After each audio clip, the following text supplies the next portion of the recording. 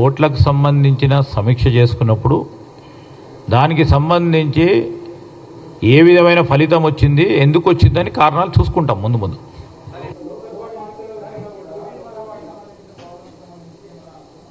ఏదండి,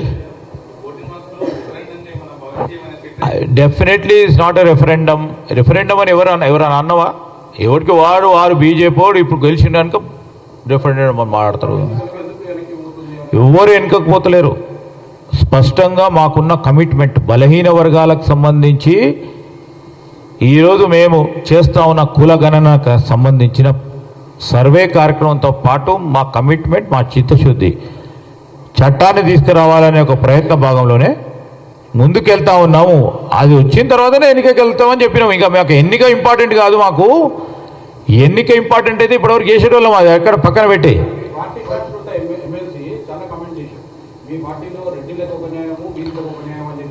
మా పార్టీ అందరి పార్టీ 100 సంవత్సరాలు పైచిలకు బలహీన బడుగు వర్గాలకు సంబంధించి, మైనారిటీలకు సంబంధించి అన్ని వర్గాలను కలుపుకుని కలిసి నడిచే పార్టీ.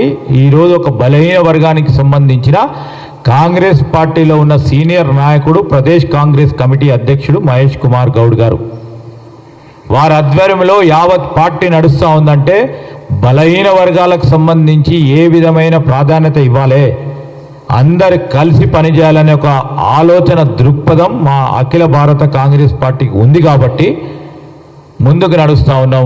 ఇదే ప్రధానమైన అన్ని ప్రశ్నలకి సమాధానం.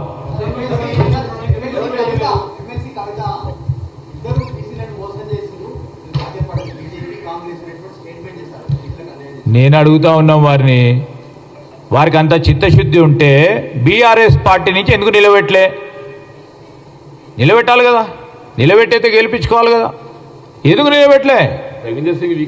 రవీందర్ సింగ్ అనేట ఆయన బలహీన వర్గానికి సంబంధించిన వ్యక్తి.